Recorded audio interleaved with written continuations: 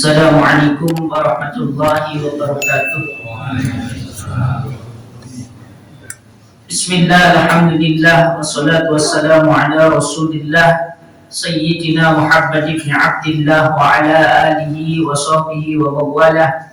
Wa la hawla wa la quwwata illa billah, amma ba'dah. Rabbi shrah li sadri wa yassir li amri wahlul 'uqdatam min lisani yafqahu qawli. Bapak Ibu sekalian, jemaah sholat subuh yang dimuliakan Allah Subhanahu wa taala. Alhamdulillah, pagi hari ini kita semuanya bisa berkumpul di tempat yang mulia ini. Semoga perkumpulan kita ini benar-benar menjadi salah satu tanda kalau kita ini adalah orang-orang yang dikehendaki kemuliaan oleh Allah Subhanahu wa taala, baik di dunia kita maupun di akhirat kita. Amin amin ya rabbal alamin. Bapak Ibu sekalian, ini mumpung masih kita berada di bulan Syawal, sedikit saya sampaikan Eid Mubarak, taqabbalallahu minna wa minkum, taqabbal ya karim minal a'idin wal faizin. Eid Mubarak, semoga hari raya Idul Fitri kita ini selalu diberi keberkahan oleh Allah Subhanahu wa taala, ditandai dengan adanya peningkatan di dalam kualitas ibadah kita. Dan juga taqabbalallahu minna wa minkum, semoga Allah Subhanahu wa taala menerima apa yang telah kita lakukan pada bulan suci Ramadan. Minal a'idin, kita termasuk ke dalam golongan orang-orang yang kembali kepada fitrah kita, sebagaimana pada saat kita dilahirkan oleh orang tua kita ke alam dunia ini. Wal faizin, dan semoga kita termasuk orang-orang yang mendapat keberuntungan, orang yang memperoleh kemenangan karena telah berhasil mendulang pahala di bulan suci Ramadan. Bapak Ibu sekalian, sedikit saya sampaikan terkait tentang masalah silaturahim. Satu hadis daripada baginda Kanjeng Rasulullah Sallallahu Alaihi Wasallam, yang mana hadis ini memberikan penjelasan daripada makna silaturahim itu sendiri. Kalau kita melihat riwayat-riwayat daripada baginda Kanjeng Rasulullah Sallallahu Alaihi Wasallam yang sering dikutip oleh kita, ini kan hadis dari Kanjeng Rasul, man sarrahu ayyub satolahu fi rizqihi wa yuntha'alahu fi atharihi falyasil rahimah. Siapapun di antara kita yang ingin rezekinya itu dipermudah oleh Allah, kemudian usianya diperpanjang oleh Allah Subhanahu wa taala, maka hendaklah kita bersilaturahim. Tetapi di sisi lain, silaturahim yang sempurna itu dijelaskan pula oleh baginda Kanjeng Rasulullah Sallallahu Alaihi Wasallam di dalam satu riwayat daripada Sayyidina Abdullah bin Umar bin Khattab radhiyallahu taala anhuma. Nabi mengatakan kepada para sahabat, laisal wasilu bil mukafi. Jadi silaturahim itu tidak hanya dengan orang yang punya hubungan baik dengan kita. Al-mukafi itu adalah orang yang memiliki hubungan baik dengan kita. Kita berbaik kepada orang yang baik kepada kita, itu belum dikatakan silaturahim yang sempurna.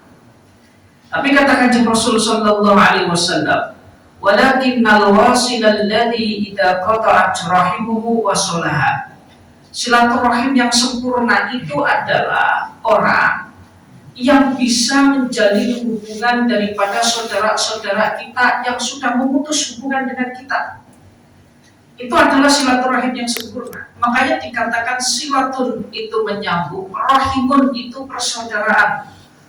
Kalau dalam bahasanya Al-Imam An-Nawawi, beliau mengatakan yang dimaksud dengan rahim itu bukan hanya sekedar orang yang memiliki hubungan darah dengan kita, tidak, tetapi itu adalah amun bikulli rahimin min jawil arham fil mirasi yastawi bidzalikal mahram wa huwa shawab. Jadi sebenarnya adalah orang yang memiliki hubungan dengan kita, baik di dalam hubungan nasab ataupun dengan makna yang lebih luas lagi. Yang penting punya hubungan dengan kita, punya keterikatan dengan kita.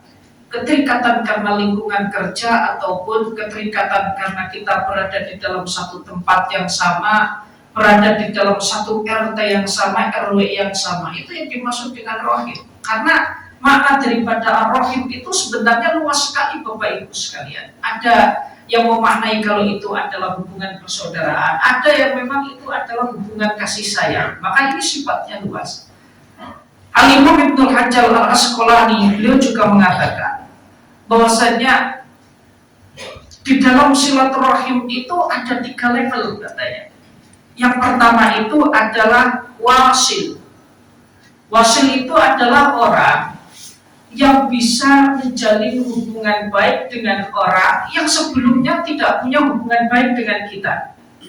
Kita punya saudara, saudara tidak pernah berkunjung ke rumah kita, kemudian kita datang ke rumah saudara, sehingga karena kita sering mendatangi rumahnya, lama-lama saudara kita yang enggan berkunjung ke rumah kita kemudian menjadi mau berkunjung ke rumah kita. Ini level yang pertama, disebut dengan al-wasil. Dan inilah silaturahim yang sempurna itu seperti itu. Ataupun kita bisa membuat nyaman kembali saudara-saudara kita yang pernah merasakan ketidaknyamanan dengan kita. Dan ini fakta di dalam kehidupan kita. Dalam satu ikatan keluarga ini kan kadang-kadang, atau dalam satu ikatan masyarakat lah, kalau kita dengan makna yang lebih umum lagi, ada orang yang kemudian tidak merasa nyaman dengan kita. Ada orang yang kemudian sangat-sangat tidak mau mendekat kepada diri kita, baik di dalam lingkungan kerja kita, di tempat kita tinggal, ataupun di dalam satu ikatan keluarga itu sendiri.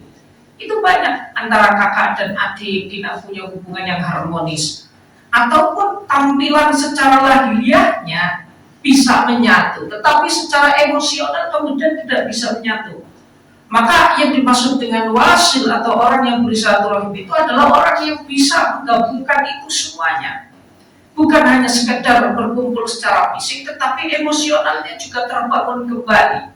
Rasa nyaman, rasa tentram, rasa senang ketika berkumpul dengan keluarga. Ini yang dimaksud dengan silaturahim dengan tingkatan yang lebih tinggi. Ini kalau dalam bahasanya Ibnu Hajar dan Ibnu Battal sering disebut dengan al-wasil. Kemudian yang kedua, ada yang namanya mukafi. Mukafi ini masuk ke dalam silaturahim, tetapi belum dikatakan sempurna. Kita punya hubungan baik dengan orang, kemudian kita berkunjung ke rumah orang tersebut, kita ngobrol dengan orang tersebut, itu namanya mukafi.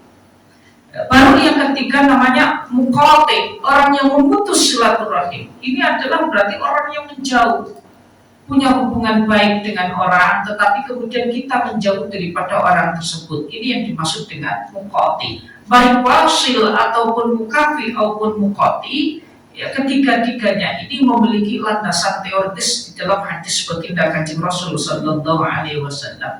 Maka saya tegaskan kembali, silaturahim yang sempurna itu adalah silaturahim yang berada di tingkatan paling atas, yaitu menyambung orang yang tidak punya hubungan baik dengan kita, kemudian mereka menjadi baik kepada kita, menjadikan orang yang merasa tidak nyaman akan keberadaan kita, kemudian kita berhasil menjadikan mereka merasa nyaman kembali dengan kita. Itu adalah hakikat daripada silaturahim sebagaimana dijelaskan oleh baginda Kanjeng Rasul sallallahu alaihi wasallam.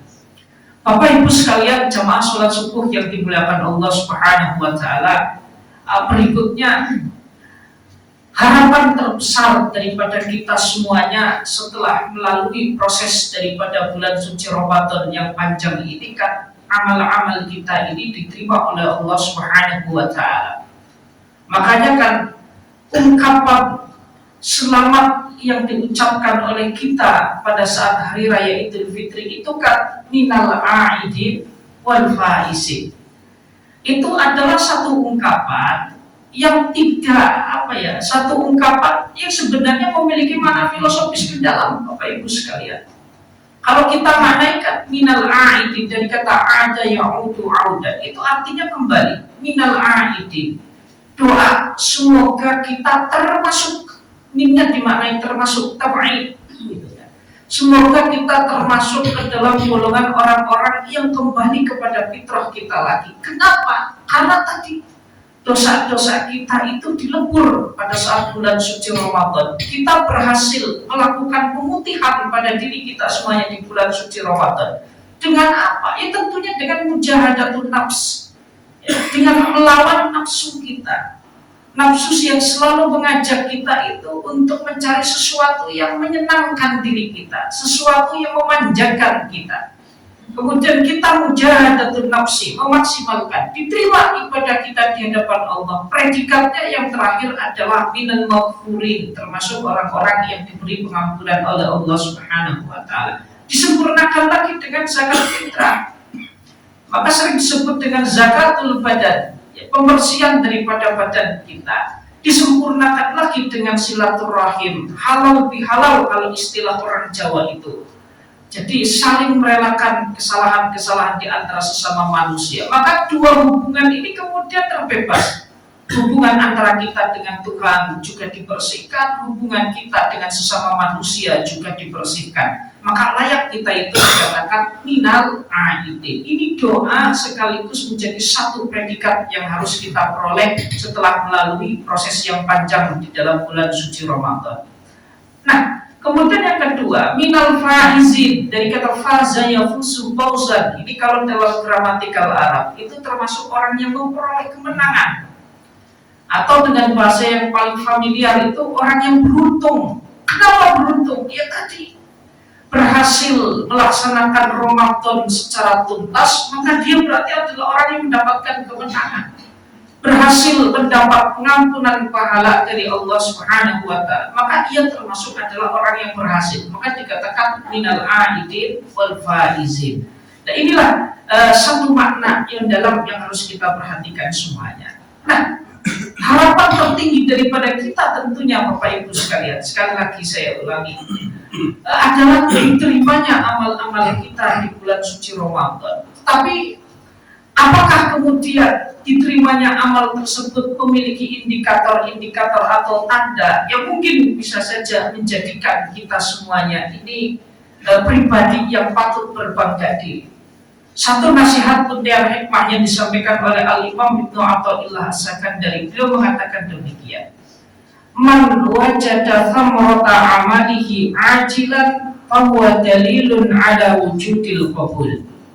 Kata Imam Ibnu Athaillah As-Sakandari, man wajada thamrata amalihi ajilan, siapapun di antara kita yang menemukan buah daripada amalnya di dunia ini, bahwa dalilun ala wujudil qabul, maka itu menjadi satu pertanda kalau amal kita ini diterima oleh Allah Subhanahu wa taala. Bapak Ibu sekalian, amal manusia itu memiliki dua sisi. Sisi yang pertama, amal manusia itu akan diberi apresiasi oleh Allah berupa pahala. Kalau amal soleh maka akan mendapat pahala. Itu dalam bahasa Arabnya sering disebut dengan al-ajrun, pahala. Dan siapa yang beramal soleh itu berhak untuk mendapatkan pahala. Besarannya disesuaikan sesuai dengan kualitas daripada amal kita masing-masing. Ya, jadi siapa yang beramal maka dia berhak untuk mendapatkan pahala. Ini sisi yang pertama. Sisi yang kedua, setiap amal itu bisa berbuah dan juga bisa tidak berbuah. Jadi kalau pahala sudah pasti, bahwa kebaikan itu ketika telah memenuhi syarat-syarat tertentu, Allah pasti akan memberikan pahala. Yang namanya pahala ini kan nanti kelak di akhirat. Itu pahala. Ya, perkara kita apakah diterima atau tidak itu bukan urusan kita. Yang penting ketika kita menjalankan satu ibadah secara prosedural, yang jelas pahalanya pasti akan kita temui kelak di akhirat nanti. Dan itu adalah satu paten yang tidak bisa kita sangkal. Jadi faman ya'mal mithqala dzarratin khairan yarah wa man ya'mal mithqala dzarratin syarran yarah. Itu kaitannya dengan masalah pahala. Kemudian yang kedua tadi saya katakan, amal manusia itu punya dua sisi lagi atau punya sisi lain, yaitu sisi dia bisa menghasilkan buah dan juga bisa tidak berbuah. Sama seperti ketika orang menanam pohon, dua kemungkinan itu akan selalu ada. Bisa pohon tersebut berbuah dan juga bisa pohon tersebut tidak berbuah. Nah, amal yang berbuah itu adalah amal yang ketika dilakukan oleh manusia, kemudian manusia menemukan kelezatan di dalam amal tersebut. Dan ini yang disampaikan Ya, oleh Al-Imam Al-Bushairi, beliau mengatakan, "Qultu samratul amali hiya ladidatu ta'ati wa alawatul muntajati wa qudsul qalbi bil muraqabati wa rawu bil musyahadati wa suru bil mukalamati." Jadi buah daripada amal kita, ini amal yang berbuah adalah munculnya kelezatan di dalam prosesi ibadah kita, munculnya ketenangan di dalam prosesi ibadah kita. Itu adalah buah daripada amal kita. Maka amal yang berbuah itu adalah amal yang ketika dilakukan oleh manusia, maka manusia tersebut akan merasakan kenyamanan di dalam amal tersebut. Ya, sholat kemudian merasakan kelezatan di dalam sholat tersebut, itu adalah buah daripada amal kita. Ini yang sering disebut oleh Kanjeng Rasulullah SAW dengan istilah halawatul iman. Jadi manisnya iman. Apakah kemudian semua amal itu berbuah? Belum tentu. Ya, ada orang yang kemudian ketika sholat belum merasakan kenyamanan. Ada orang yang kemudian ketika membaca Al-Quran belum merasakan kenyamanan. Tetapi ada orang yang ketika sholat sudah merasakan manisnya sholat, kenyamanan di dalam melaksanakan sholat, ketenangan hati, unsul qalbi. Itu adalah buah daripada amal kita. Nah, termasuk tanda, kata Imam Ibnu Athaillah, amal kita ini diterima di hadapan Allah di akhirat nanti itu adalah adanya rasa nyaman pada saat kita melakukan suatu amal. Kita baca Quran kemudian merasakan kenyamanan pada saat kita itu membacakan Quran. Maka ini termasuk tanda kalau amal kita ini diterima di hadapan Allah Subhanahu wa Ta'ala. Terus kita sholat, ya, merasakan kenikmatan pada saat kita sholat, kedamaian, ketentraman, bahkan kita merasakan kedekatan diri kita kepada Allah Subhanahu wa Ta'ala, muraqabatun nafs. Seolah-olah ketika kita takbiratul ihram, ketika kita bersujud kehadiran Allah Subhanahu wa Ta'ala berada di hadapan kita, dan seolah-olah kita selalu bil muraqabah, merasa diawasi oleh Allah. Ini kan kalau dalam bahasa hadisnya Kanjeng Rasul, makamnya makam ihsan, anta abudallah ka'annaka tarahu, fa in lam takun tarahu fa innahu yarah. Jadi kalau kita tidak merasa melihat kehadiran Allah, maka percaya kalau Allah itu pasti melihat posisi kita. Makamnya makom ihsan, dan itulah yang disebut dengan halawatul iman. Makanya kan kalau dalam hadis, antara iman, Islam dan ihsan itu kan terintegrasi, Bapak Ibu sekalian. Iman itu adalah keyakinan, kemudian Islam itu adalah aktualisasi kita, ya, terhadap apa yang diyakini oleh kita. Kita yakin sholat itu wajib, Islam itu adalah bentuk aktualisasinya.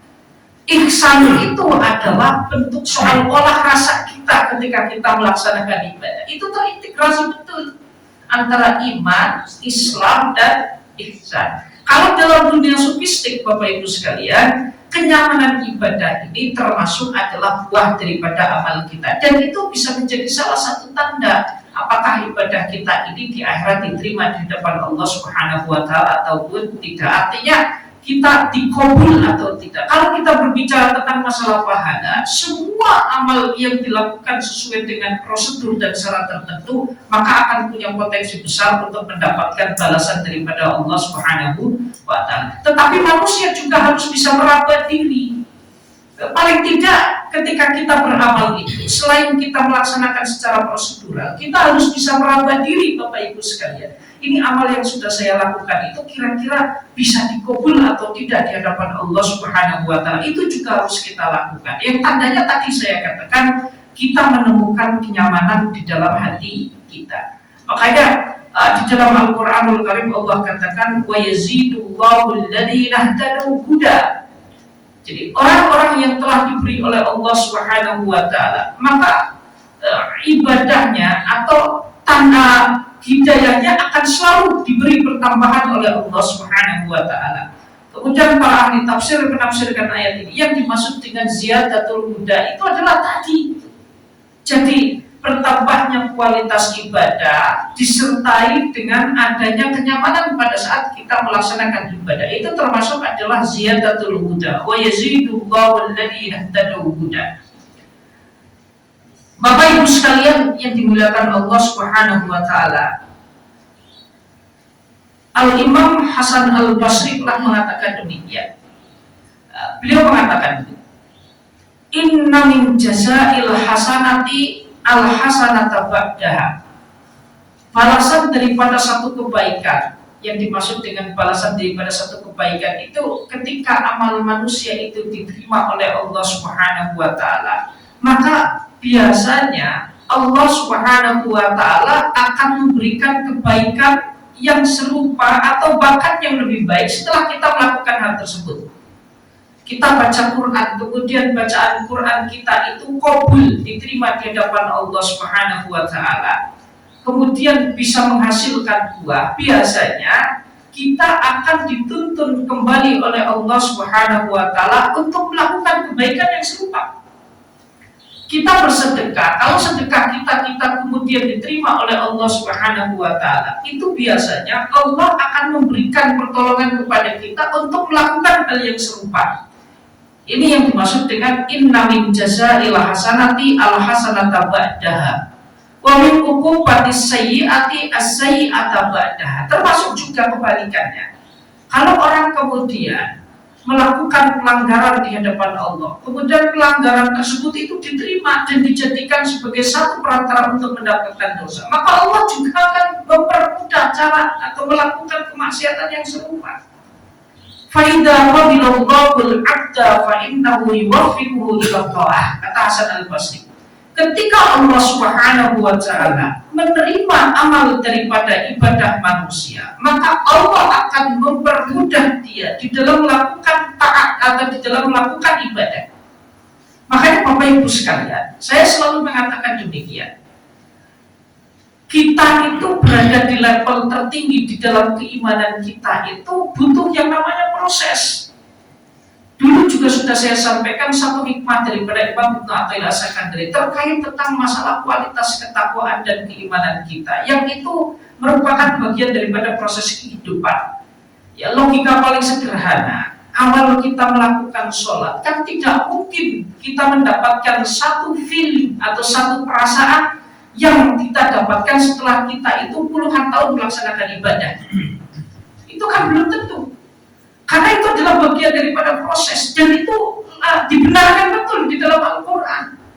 Jadi ketika Allah Subhanahu wa taala, kalau dalam bahasa Hasan Al-Basri atau dalam bahasa Al-Quran, wa yazidullahu alladziina ihtadaw minkum huda.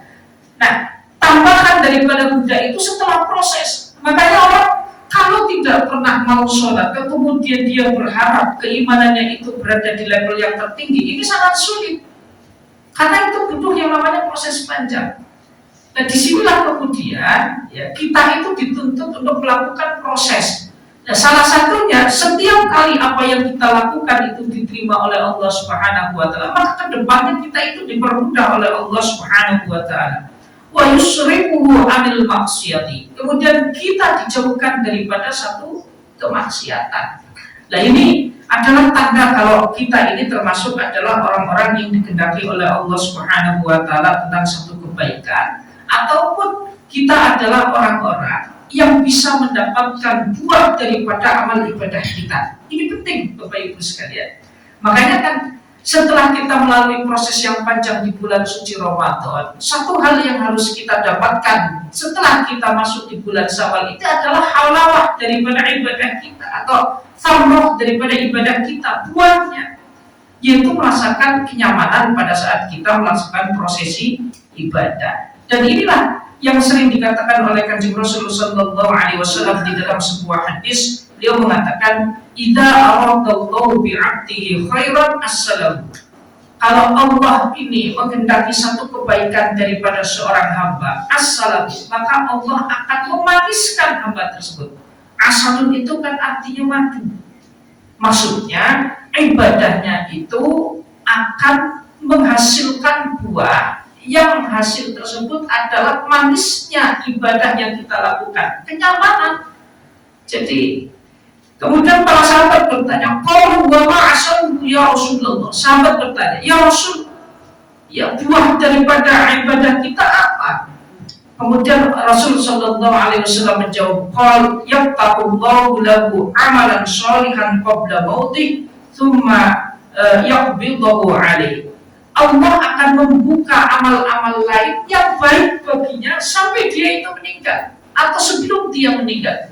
Kemudian Allah mencabut nyawa orang tersebut dalam keadaan dia melakukan kebaikan. Ini juga sama seperti yang tadi dikatakan oleh Al-Imam Al-Qushairi di dalam Mutiara Hikmahnya. Dia akan merasakan manisnya ibadah sampai kepada akhir hayat. Ini tanda bahwasanya amal ibadah manusia itu diterima oleh Allah Subhanahu wa Ta'ala. Nah, ini menjadi satu tanda Bapak Ibu sekalian. Jadi yang paling bagus itu adalah ketika kita melakukan amal ibadah, kita menemukan buah daripada amal ibadah yang kita lakukan. Kalau berbicara tentang pahala, semuanya diberi pahala oleh Allah. Besarnya berapa, hanya Allah yang tahu. Tetapi yang berada di tingkatan yang lebih tinggi itu adalah kita bisa merasakan manisnya ibadah yang kita lakukan. Nah, kalau orang bisa merasakan manisnya ibadah yang dia lakukan, itu biasanya bertanda kalau amalnya itu akan diterima di hadapan Allah Subhanahu wa Ta'ala kelak di akhirat nanti. Allahumma amin. Ada satu hal yang menarik Bapak Ibu sekalian. Satu ungkapan yang disampaikan oleh Al-Imam Ibnul Qayyim Al-Jauzi. Di dalam bukunya beliau menjelaskan begini. Idza aradallahu ta'ala bi'abdihi khairan.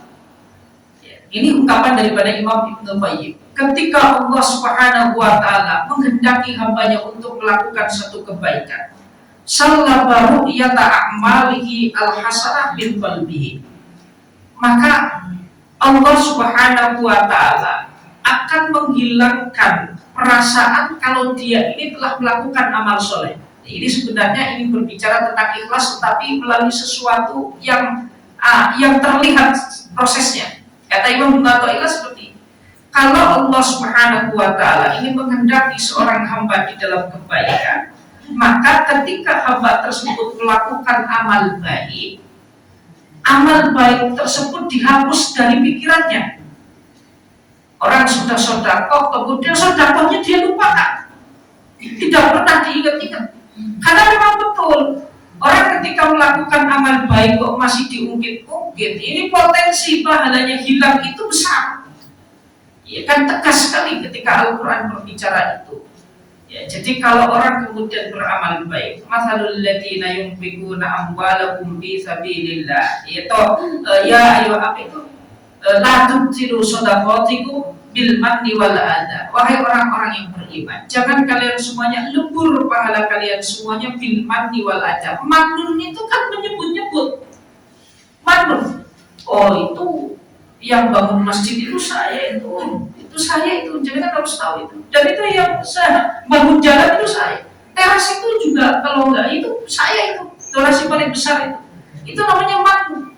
Wal ada disertai dengan menyakiti orang lain. Dua kalimat itu, al-mannu wal ada. Yang andai kata itu muncul dari pikiran kita, maka itu punya peluang besar untuk menghapus pahala daripada amal ibadah kita. Itu kan seperti batu licin yang kemudian di atasnya itu ada debu, tersiram oleh hujan yang lebat. Jadi pahala kita itu diibaratkan oleh debu yang berada di atas batu yang licin, kemudian tersiram oleh hujan yang lebat. Itu orang yang senang ngungkit-ngungkit daripada amal ibadah yang ia lakukan, apapun itu wujudnya.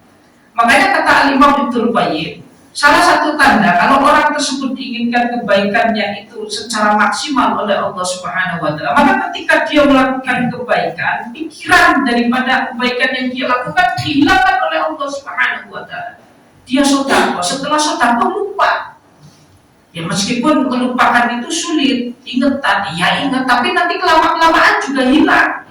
Makanya sekali lagi saya sampaikan, untuk sampai kepada titik tertinggi di dalam keimanan dan ketakwaan, semuanya butuh proses. Jadi salah baru ia ta'amalil hasanati min qalbihi wal ikhbaru biha min lisanihi. Lisannya itu dikunci oleh Allah untuk tidak mengucapkan apa yang telah dia lakukan. Itu cara Allah itu melindungi amal kita. Maka beruntung, makanya betul tadi dari al-man wal adha, mengungkit-ungkit dan menyakiti itu kan dikunci lisannya oleh Allah, seolah-olah ketika dia melakukan kebaikan, tantangan bagi dia untuk mengucapkan kebaikan yang telah dia lakukan. Dan ini tentunya butuh proses, Bapak Ibu sekalian. Wa syaqqulahu bi ru'yati dzambihi. Justru Allah menyibukkan orang tersebut dengan kekurangan yang ada di dalam dirinya. Jadi orang bersedekah ya dipikirkan, aduh, masih sedikit saya bersedekah. Orang melakukan sholat, yang ada di pikirannya, dia sibuk memikirkan, waduh sholat saya belum maksimal. Baca Quran, yang ada di pikirannya, bacaan Quran saya belum maksimal. Bukan kebalikannya, oh saya sudah sholat, nyantai. Saya sudah baca Quran, nyantai. Saya sudah bersedekah, nyantai. Lah, kebalikan saya sedekah dalam nominal sekian-sekian. Bukan seperti itu. Tapi wasyaqqulahu bi ru'yati dzambi. Dia disibukkan dengan melihat kesalahan pada dirinya sendiri. Kemudian fala yazalu nasabu 'ainihi hatta yadkhulal jannata. Nah, pikiran yang semacam ini yang selalu menghantui pikiran dan matanya. Jadi seolah-olah merasa saya belum beribadah maksimal, saya belum sedekah maksimal, saya belum baca Quran secara maksimal.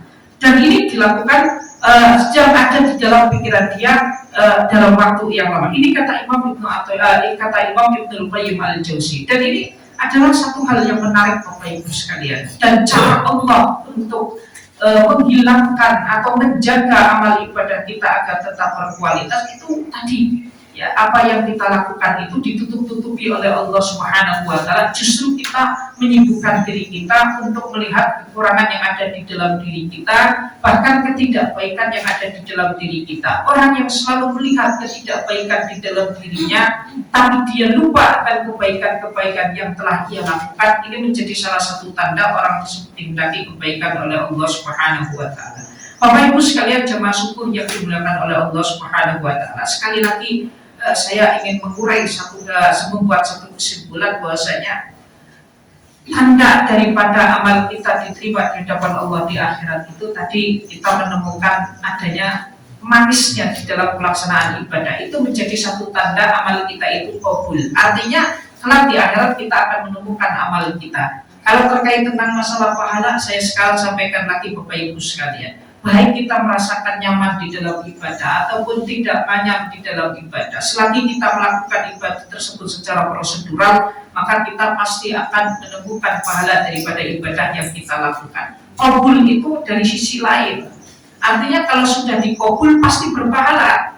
Tetapi kalau kemudian tidak dikabul, bisa jadi berpahala, bisa jadi tidak diberi pahala oleh Allah, karena ini adalah hak prerogatifnya Allah. Makanya tadi kita bisa ya selalu melihat diri kita ini diterima atau tidak di hadapan Allah, tandanya itu tadi.